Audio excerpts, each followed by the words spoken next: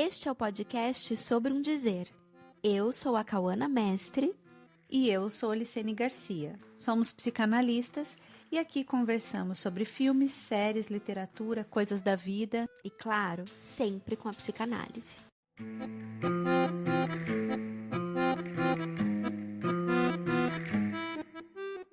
Você não encontra o desejo já pré-formado no organismo. Ele não é um instinto, um saber falível inscrito no corpo e que nos conduziria ao bem-estar. Muito pelo contrário, o desejo se extravia. Este é o único traço que constantemente reconhecemos nele. Desde sempre se deplorou e se censurou suas aberrações, suas extravagâncias, suas errâncias. Tentou-se de tudo para educá-lo, regulá-lo, dominá-lo, mas em vão. Ele só faz o que lhe dá na cabeça. Disso resulta a ideia de que o desejo não decorre da natureza. Ele se deve à linguagem. Ele é um fato de cultura, ou mais exatamente, um efeito do simbólico. Assim, o desejo é o primeiro lugar e o efeito da estrutura da linguagem. Só é concebível entre os seres falantes. Não está coordenado a um objeto natural ou social. Seu objeto não se encontra na realidade comum, mas na fantasia individual. Não é um objeto do qual se precisa e não se pode obtê-lo pela demanda. É antes um objeto que, se assim se posso dizer, o deixa de boca aberta. Esse é um trechinho do texto de Jacques Miller chamado Lacan, professor de desejo. Hoje temos a alegria de receber uma psicanalista que a gente lê e admira desde o início da nossa formação. E é uma honra para nós conversar com a Gabriela Greenbaum, que é membro da Associação Mundial de Psicanálise, presidente atual da Escola de Orientação Lacaniana, é docente da Universidade de Buenos Aires e da USAM, Universidade San Martín, e autora de Una Mujer Sin Maquillaje, Uma Mulher Sem Maquiagem. Gabriela, muito obrigada por aceitar o nosso convite. Estamos felicíssimas de falar com você. A Gabriela é argentina, como vocês sabem, então a gente vai tentar falar em português com ela, depois a gente vai colocar uma legenda e qualquer coisa a gente vai se traduzindo por aqui. Gabriela, a gente sempre começa com uma pergunta que se divide em duas, que é: como que foi o seu encontro com a psicanálise e quando você soube que seria psicanalista? Bueno, mi encuentro con el psicoanálisis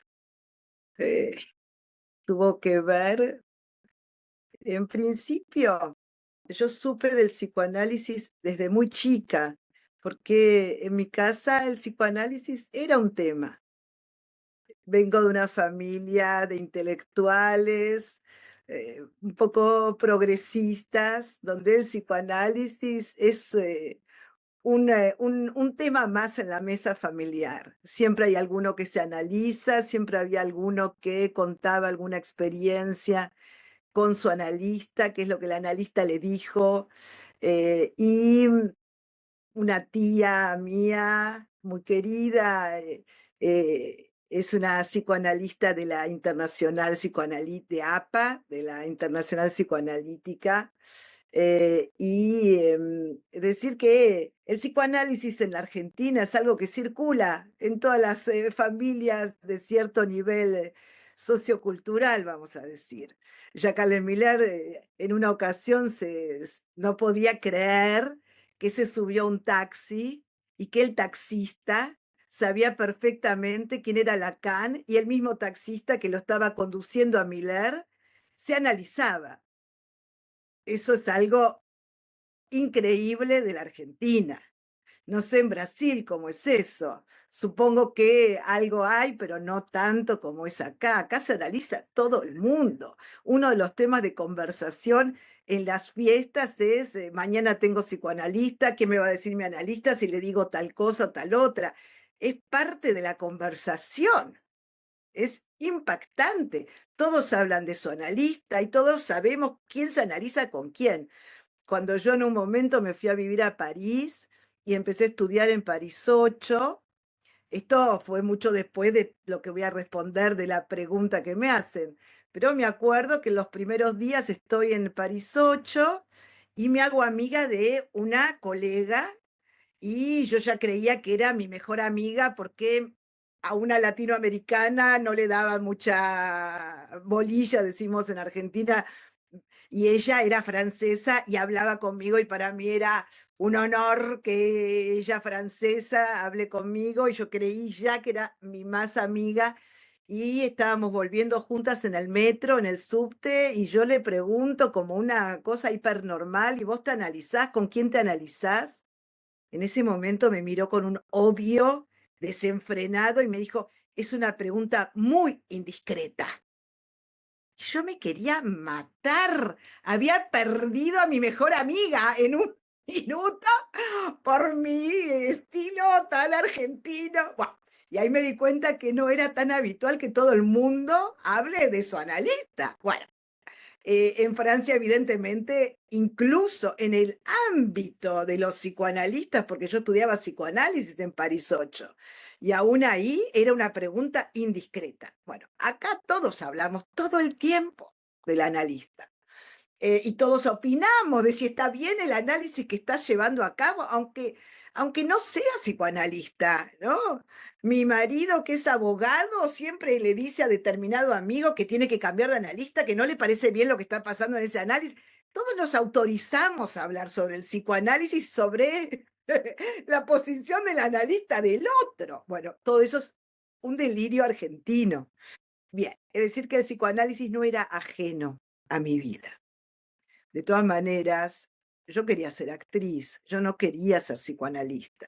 Yo desde muy chiquita quería ser actriz y había estudiado teatro, incluso había terminado la escuela de teatro y había empezado a ser profesora de teatro y realmente era lo que me movía de las narices, hablando del deseo, era un deseo absolutamente temprano, casi diría que fue un deseo desde que nací. No tengo recuerdo anterior al deseo de ser actriz. Y en una ocasión yo estaba haciendo el personaje de Antígona, trabajaba en una obra de teatro y vino mi padre a ver la obra.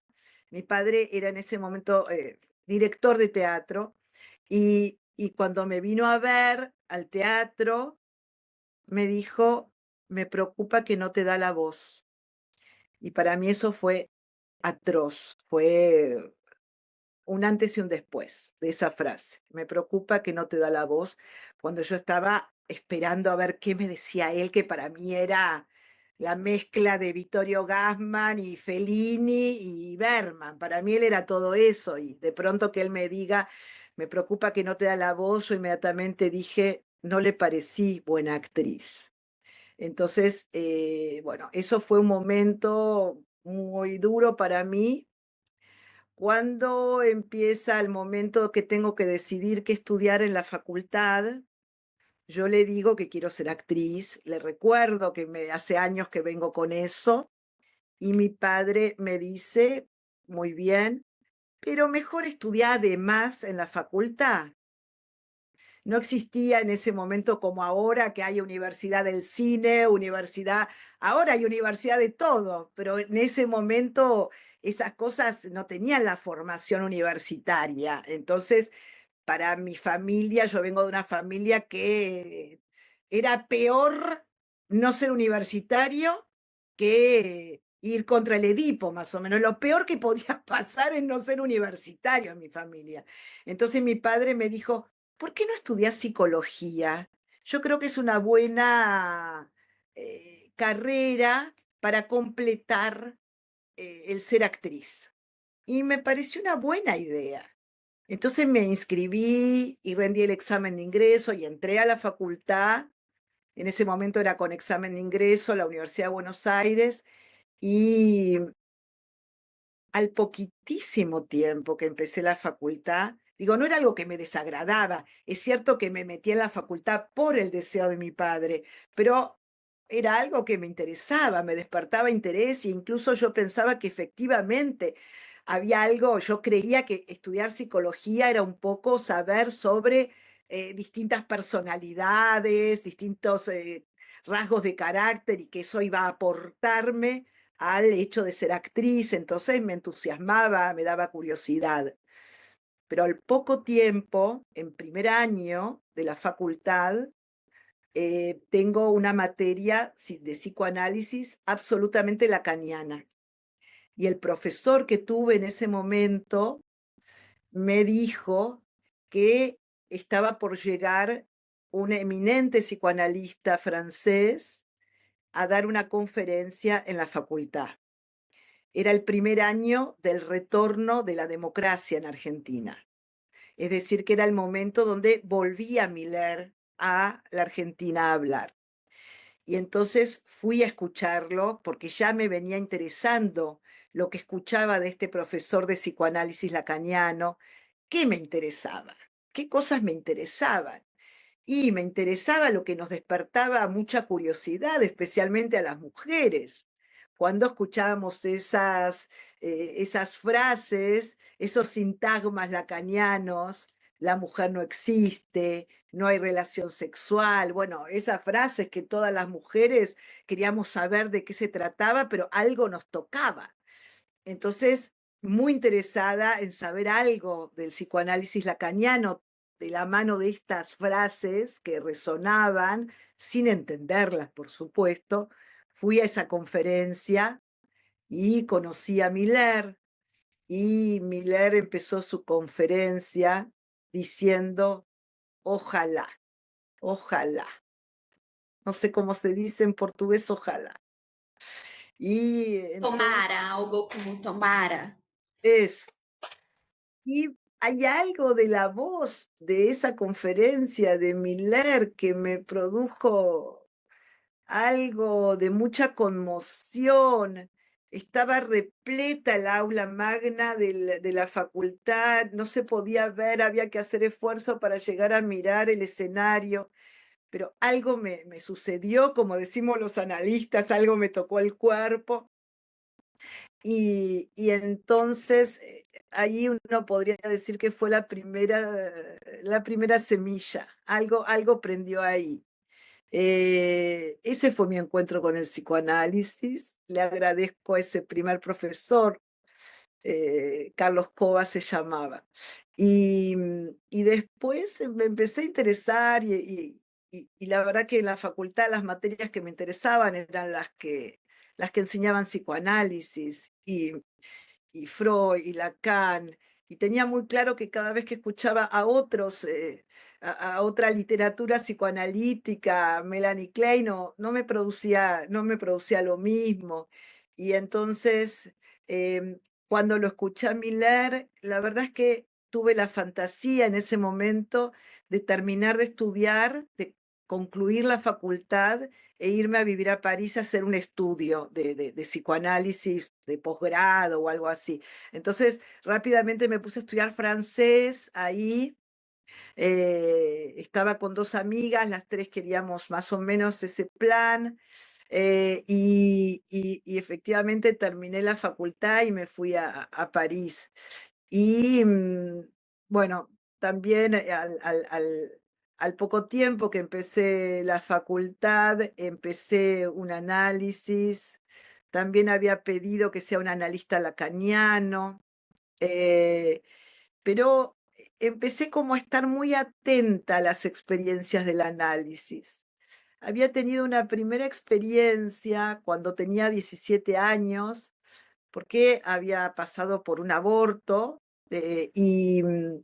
y en esa ocasión la entrevista que tuve, yo estaba muy angustiada por esa situación de pasar por una experiencia de aborto ilegal además en ese momento, y me recibió un psicoanalista freudiano que me dejó absolutamente, ¿cómo decir?, sola, en una soledad extrema.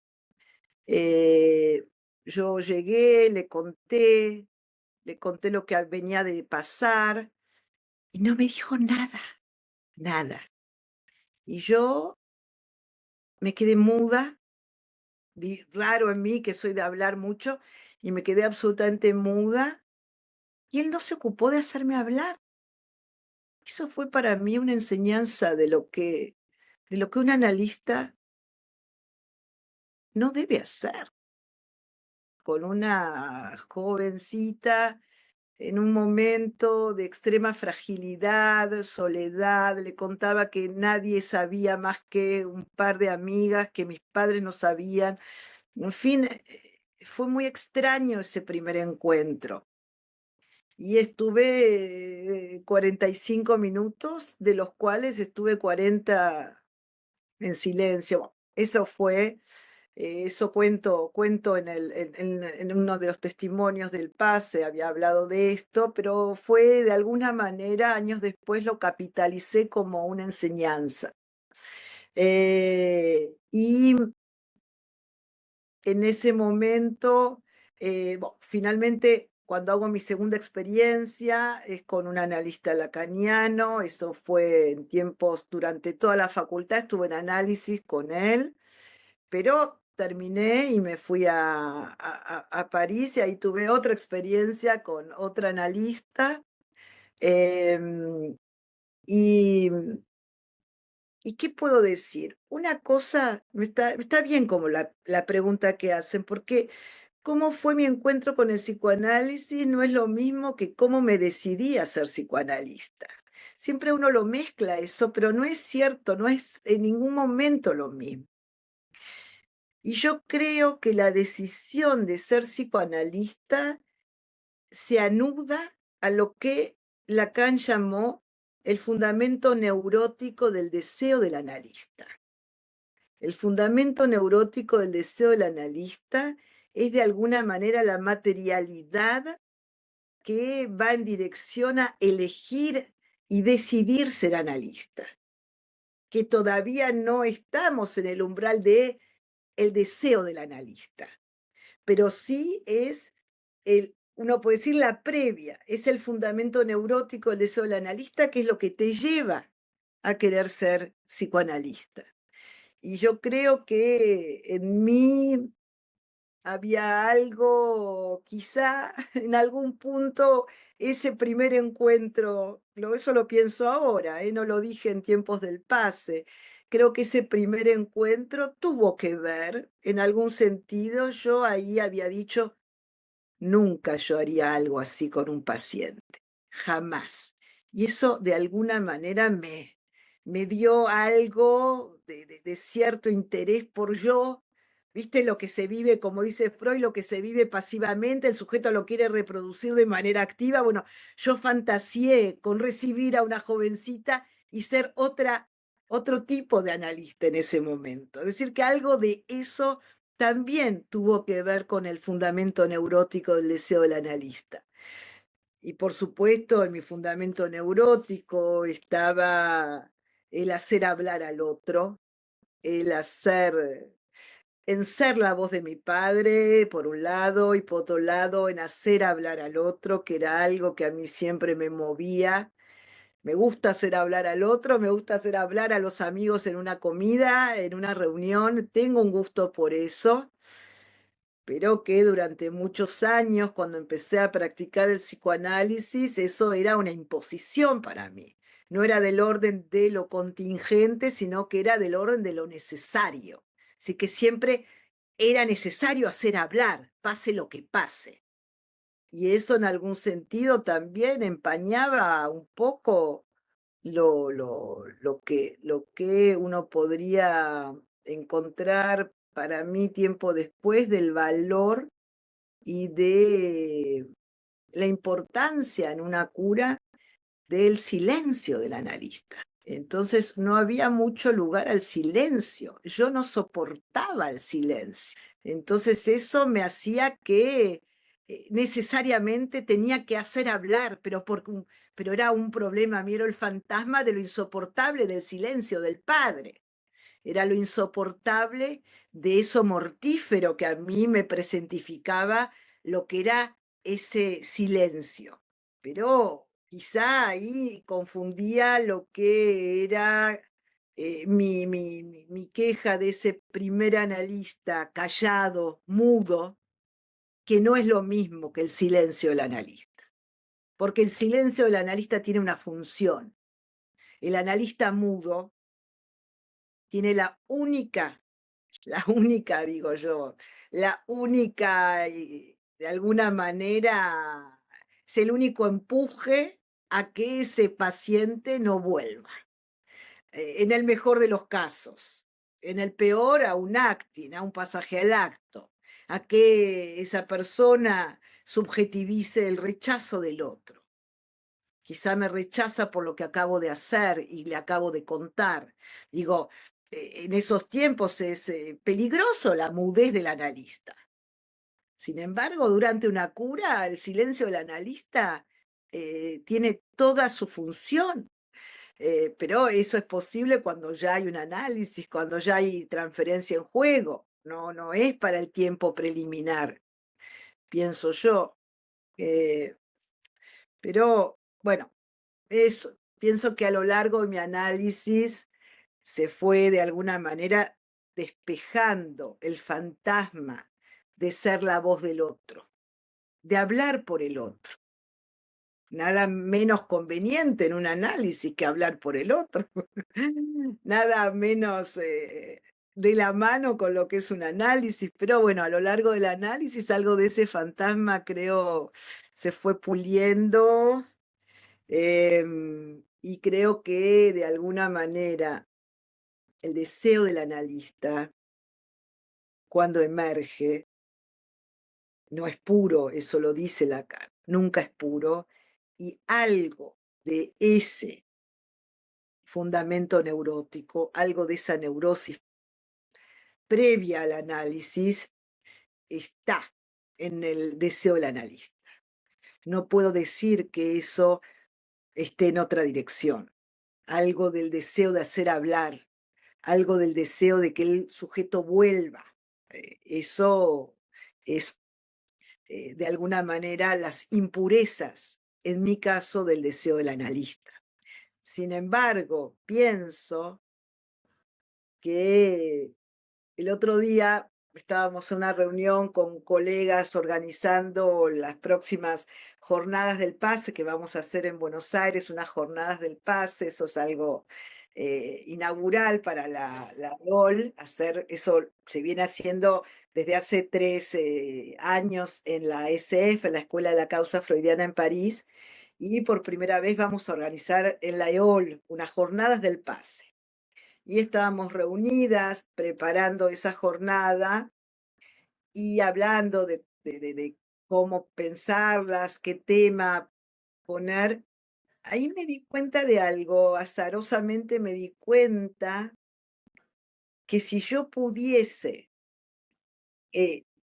decir qué índice tuve yo de la emergencia de mi deseo del analista, tuvo que ver con no angustiarme cuando el silencio en una consulta con un paciente estaba, cuando eso era parte de ese encuentro, cuando el silencio era algo más, ¿no? En ese encuentro con ese analizante. Es decir, eso, cuando el silencio fue soportado, para mí fue el índice de alguna manera de la emergencia en mí del deseo del analista. Eso es algo que pienso hoy, que no lo dije en el pase y no lo había pensado así, pero como que se me esclareció algo de eso. Pensando un poco también en el encuentro que íbamos a tener con ustedes. Y pensaba también en en la cita que traías al comienzo, que es muy preciosa. Y hace poco, en una jornada de la EOL de Córdoba, eh, le escuché a Mauricio Terrab una frase que me pareció espectacular, que es una frase en realidad de Miller del curso Causa y Consentimiento, pero que me aclaró algo que yo no tenía así de claro. De hecho, esto también tiene que ver con una de las frases que me habían fascinado cuando yo estudiaba en la facultad y que me había encantado. Cuando yo estaba en la en la facultad, una de las frases que a mí me había parecido que em, me había impactado y me sirvió, de hecho, fue: de lo único que el sujeto es culpable es de haber cedido a su deseo. ¿No? La frase esa del seminario 7. Yo en ese momento dije, qué genial esta frase. Además me venía bien porque me sentí que uno estaba más habilitado a actuar de la mano del deseo. Y medio que eso a uno en ese momento a mí por lo menos me llevaba a cualquier cosa, medio que a cualquier acting también, porque yo había escuchado esa frase como, si ese es tu deseo, dale, vamos por ahí. Eh, y Mauricio Terrab dijo esta frase de causa y consentimiento: si el deseo tiene ausente la causa, los efectos bailan. Es decir, ok, la clínica del psicoanálisis es la clínica del deseo. Sí, estamos de acuerdo. Y más en nuestros tiempos, donde el deseo hay que atraparlo porque se escabulle, porque el deseo hoy más que nunca está taponado porque el goce es lo que uno ve en la práctica. Uno se encuentra con sujetos que no hacen más que gozar o de quejarse porque no gozan lo suficiente. Y el deseo parece todo el tiempo como muy ensombrecido, porque lo que está en la época es el goce. Y no, lo que me pareció es genial porque, y ahí se me articuló el deseo, no es solo el deseo. Si un deseo no está de la mano de una causa, los efectos son peligrosos. Más fuerte, ¿no? Los efectos bailan, dice Miller. Y Mauricio Terrán me decía, porque yo me interesé en esa frase y se la pregunté, y me decía, esto es una orientación no solo clínica, sino política. Digo, cuando empezó todo el tema de la nueva política de la juventud, que fue algo que a mí me tomó y que tuve bastante que ver con con ese ayornamiento de la MP, digo, me siento parte de lo que fue la nueva política de la juventud. Yo creo que ese era un deseo fuerte para mí, la cuestión de que entren jóvenes a la escuela, de que la escuela se rejuvenezca, de que se dé lugar. Pero, ¿cuál era la causa? No es simplemente, bueno, que haya jóvenes. Si no estaba la causa de la mano del futuro del psicoanálisis, era un capricho de juventud. Creo que cuando un deseo no está de la mano de una causa, es complicado. Y creo que eso para los psicoanalistas es muy importante, porque también, viste, cuando viene un paciente y tiene el deseo de esto, el deseo del otro, y está un poco el prejuicio de que un analista tiene que empujar a hacer actuar el deseo.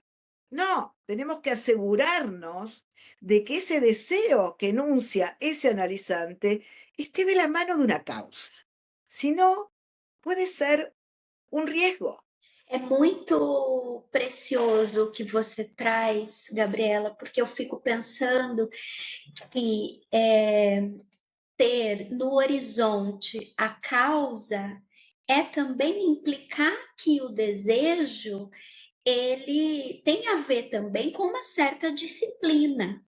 Quer dizer, não basta desejar e desejar e desejar. Com a causa do desejo a gente trabalha muito, né? Exacto, exactamente, porque el deseo es interesante porque cuando uno va a buscar un diccionario, un sinónimo del deseo, no hay. Hay palabras que uno puede sustituirlas por otras. El deseo no tiene sinónimo. No es lo mismo que las ganas. Las ganas no tienen disciplina. Pueden no tener disciplina. El anhelo, el anhelo, quiero tal cosa, alguna vez me gustaría. El deseo no tiene otro nombre que el deseo. Y me parece que cuando Lacan, bueno, en la frase que traías, es cierto, digamos, el psicoanálisis, Freud inventa a partir de descubrir, ¿no?, que los síntomas escondían un deseo, que es decir, que es el concepto más nodal para nosotros. El síntoma va de la mano de un deseo, como decía Freud, inconciliable, no reconocido. Los estudios sobre la histeria hablan de eso. Hay un deseo que cayó bajo la barrera de la represión. El sujeto no tiene idea de cuál es ese deseo, pero es un deseo imposible de soportar. Y entonces lo reprime. Elizabeth Bonarre tenía un deseo verdaderamente inconciliable. Elizabeth Bonarre deseaba al cuñado, un espanto, pero no solo deseaba al cuñado, deseaba que la hermana muera para quedarse con el cuñado, con lo cual era un espanto. Entonces, mucho mejor, mucho más soportable el dolor en la pierna, la parálisis en la pierna, que soportar ese deseo. Y bueno, Freud entonces inventa el psicoanálisis a partir de descubrir que cada síntoma escondía un deseo que el sujeto conscientemente no lo toleraba y lo tenía que reprimir, y que era mucho más vivible para el sujeto estar con una parálisis, una tos como la de Dora, en fin, eran mucho más soportables todos esos síntomas, desde dolor a pastelillos quemados hasta, en fin, todos los del estudio sobre la histeria, todo eso era mucho más soportable que hacerse cargo de ese deseo, ¿no? Entonces, esos deseos que caen bajo la represión, y que el psicoanálisis, de lo que se trataba en ese momento de los primeros pasos de Freud, era de ir a encontrar qué era, cuál era ese deseo que el sujeto no tolera y que en su lugar dio lugar al síntoma. Lacan encuentra el deseo del orden del aparato del lenguaje, efectivamente, como decían al comienzo. Para Lacan da otra vuelta respecto al deseo. Viste que Lacan explica bastante sencillamente cómo surge el deseo, ¿no? Porque dice el primer grito, el primer momento mítico, el bebé llora y la mamá, el otro, eventualmente la madre, va a resignificar y va a decir: llora porque tiene hambre, llora porque le duele la panza, llora porque quiere upa, llora porque... Es decir, que la madre va a hacer, va a significantizar ese grito del bebé, ¿no? Va a hacer entrar ese primer gesto, ¿no?, de llanto, de llamado al otro, lo va a hacer entrar por el remolino significante, es decir, que lo introduce en la cultura, en la civilización, es decir, en el lenguaje, ¿no? Y ahí Lacan dice, bueno, ¿y el deseo cuál es? ¿Cómo aparece el deseo? Es en ese primer acto que aparece el deseo. ¿Por qué Lacan dice? Todo no pudo ser dicho, no todo entró en eso que la madre dijo, tiene hambre, llora porque quiere que le haga upa. No todo entró en eso que la madre nombró. Y ese resto es el deseo, lo que la madre no pudo nombrar. Es decir, que es genial, porque entonces eso ya nos da la perspectiva de que el deseo es un innombrable, de que no hay palabra para nombrar el deseo. Y eso es una enseñanza increíble y que en la vida nos ocupamos más o menos de decir lo que deseamos, sabiendo que estamos bordeando, pero que aun cuando a veces a un analizante uno quiere decir, pero ¿qué tanto te interesó ese sujeto? ¿Por qué te enamoraste? ¿Por qué deseas a ella? ¿Por qué elegiste a él? Y vos ves que el sujeto trata de inventar, de arreglárselas para dar alguna respuesta, pero siempre es entre, circula. Nunca va a encontrar eso que nombre, ¿no? Eso, el significante del deseo. Pero uno igual va a tratar de bordear y decir alguna cosa, que hay algo que sí se puede decir, sabiendo, insisto, que es un innombrable, ¿no? É interessante que você vai trazendo, vai trazendo essa, né, definição no ensino, né, desde Freud a Lacan, e quando você vai, colocando esse nomeável do desejo, me lembrou o seu texto para o Congresso Mundial desse ano, que aqui em português ficou Desflorar as Margaridas, que você fala da invejosa, que eu acho que é o da série Invejosa, que aqui no Brasil também foi um sucesso. Ah, sim? Sim, muito. E a gente escreveu e falou muito sobre essa série também, né, Cal? E que eu acho que ela é a expressão disso, né? Do quanto é, ela cede do próprio desejo para manter essa posição, né? De gozo, dessa posição que ela que sacrificava justamente aquilo que era mais caro para ela. Então, acho que se você puder falar um pouquinho dessa série, porque eu acho que de algum modo ela é a expressão do quanto o sujeito, né, se defende do próprio desejo, ainda que se diga que se quer muito uma coisa, o trabalho é sempre ir contra isso e não em direção a isso. Cual, exactamente. Esa serie, primero el impacto que a mí me produjo fue que tenga un éxito mundial, evidentemente, porque en España también me decía un analizante que vive en España, que en España también un éxito total. Y yo digo en ese texto, ¿no? En tiempos del poliamor, la pareja abierta, ¿no? Que pareciera que hay cierto desprecio por el matrimonio y las historias de pareja y qué sé yo. Y finalmente todos se vieron identificados. Yo tengo un montón de pacientes que me dicen, soy Vicky, ¿no? Porque al final, y además es genial, porque fíjate que hoy hay algo, digo, las luchas feministas, ¿qué lograron? ¿Qué logramos las feministas? Me identifico porque soy feminista. Y sí, hay algo que fue genial, que una mujer hoy puede estar con dos, tres en la misma noche, con una, con uno. No va a tener el juicio que recaía en mi época. Yo hablo como una mayor, ya no es una puta, esa no es la puta como en mi época. Y hoy las chicas pueden estar con él, con ella, zapping de historias.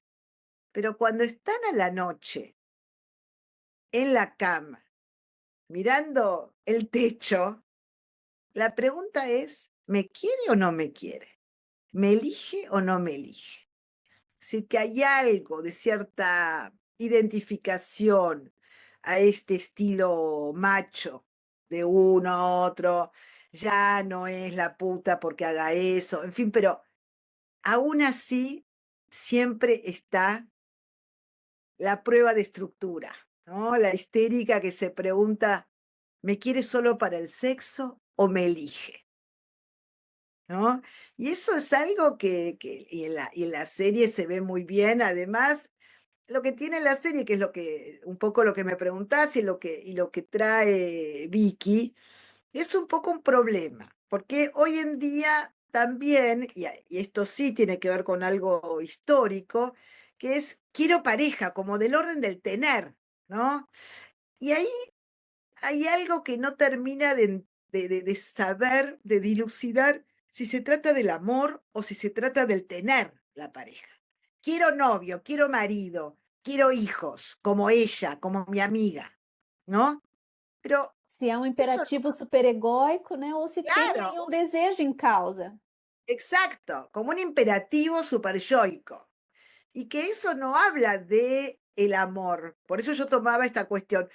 Cuando hablamos de que el amor viene a suplir, ¿no? Viene a hacer existir la relación sexual, es el modo de alguna manera, pero me parece que hay algo en esto de hacer uso de la pareja como un modo, y ese es, hay ese fallido. Por eso creo que también las dificultades de Vicky tienen que ver con el amor, que ella finalmente, como histérica, lo que quiere es la burguesa que quiere tener dinero, pareja, hijos, marido, familia, pero ahí no hay lugar para el amor. Digo, cuando algo del amor la toca, que es con Matías, ¿no? Matías el personaje, bueno, ahí, pero se le complica, ¿por qué no va a tener el auto ni la casa en el country? En fin, pero, pero también nos toca envidiosa porque tiene unas sesiones con la psicoanalista que son geniales. Vieron que la psicoanalista es igual a Marina Recalde. Es, Muito parecida. no, no, no, Mas eu não tinha percebido, agora que você falou. pero es idéntica. Es, es- es idéntica. Yo le digo a Marina, digo, pero no puede ser. Y además que genial ella como, digo, Marina es genial como analista, pero la que hace Fernanda, ¿no? El personaje de Fernanda es maravilloso. Y muchos quieren a ella como psicoanalista. Ella es espectacular.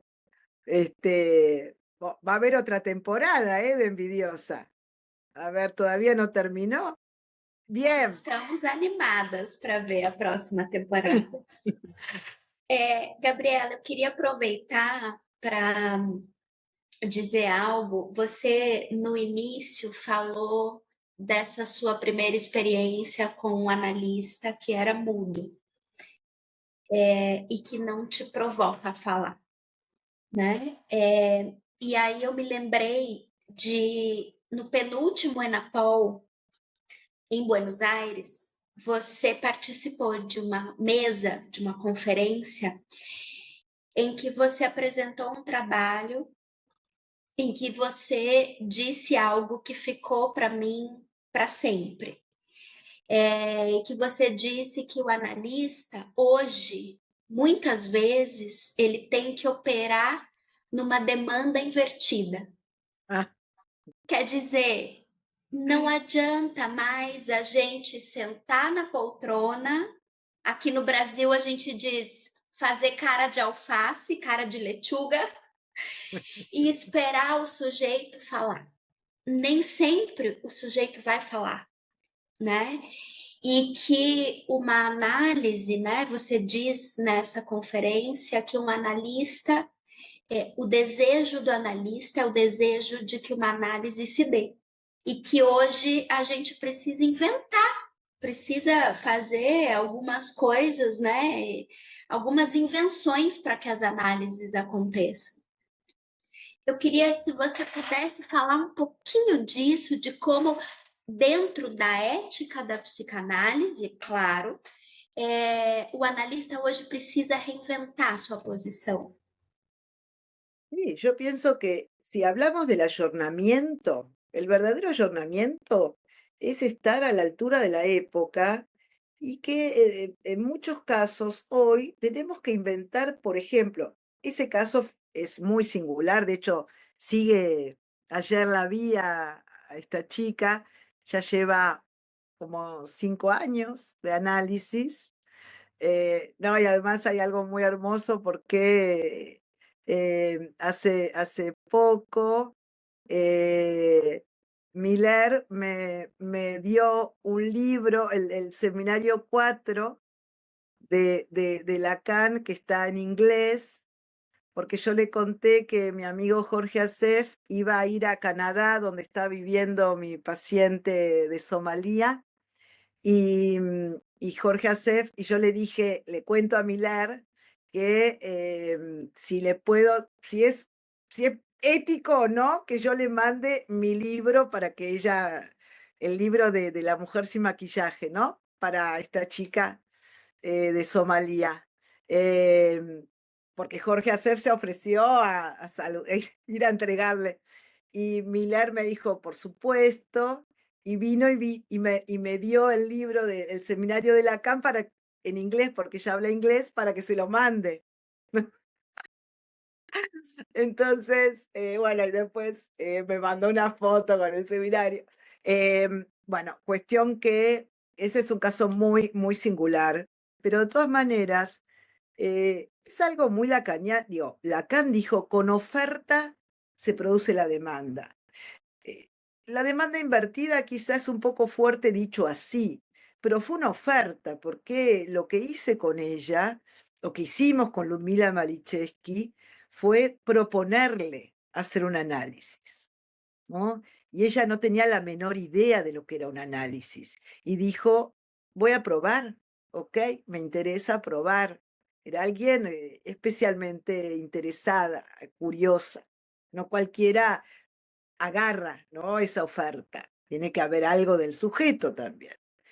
Pero más allá de la singularidad del caso de esta chica, que es mi caso favorito, voy a reconocer, ¿no? Como me dijo Miller el otro día, me dijo, esa es una historia de amor. Lo que tiene usted con esta paciente es una historia de amor. Efectivamente, como todo análisis, finalmente es una historia de amor. Pero ¿qué es un análisis? Una historia de amor. No, no hay duda, ¿qué es eso? Si te preguntan qué es un análisis, es una historia de amor. Es la primera respuesta que a uno le sale decir. Pero creo que hoy tenemos que estar más activos los analistas, que cuando Miller habla de la acción lacaniana, ¿no? Ahora que vuelve con eso en relación a lo que estaba sucediendo en Francia y esta enmienda, ¿no? En contra del psicoanálisis, en fin. La acción lacaniana también tiene una pata en el consultorio hoy. Es decir, creo que ofertar el psicoanálisis muchas veces tiene que ver con hacer ver, hacer desear el psicoanálisis. Y eso no es desde una posición de la poltrona del analista en el sillón. Eso, eso hoy no funciona para quien no es analista. Digo, cuando uno recibe los analizantes que no son analistas, tiene que hacer desear, tiene que producir algo, seducir. Seducir que no quiere decir mostrar el hombro. La seducción es hacer desear el psicoanálisis. Y para cada sujeto va a ser distinto lo que cada analista va a inventar. Y yo creo también en relación a eso que cada analista, y en eso a mí me sirvió mucho el teatro, porque cada analista tiene que hacer uso del semblante para cada analizante, el uso del semblante que más convenga para cada analizante. No puede ser el mismo. Cada analista no puede ser igual para cada analizante. Yo encuentro que es un problema cuando alguien dice, eso es típico de tal analista. No, no está bueno eso. Porque un analista no puede ser el mismo.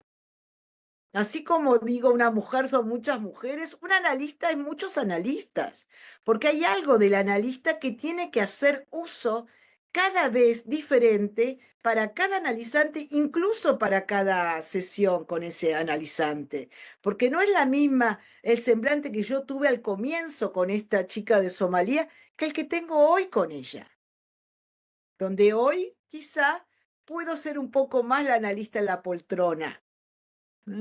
No era al comienzo, era alguien que le contaba algunas cosas, que le hablaba de lo que inventó Freud, que le conté lo que era el feminismo, que ella no sabía y otras cosas, que eran parte, podemos decir, de la táctica y de la estrategia que un analista inventa.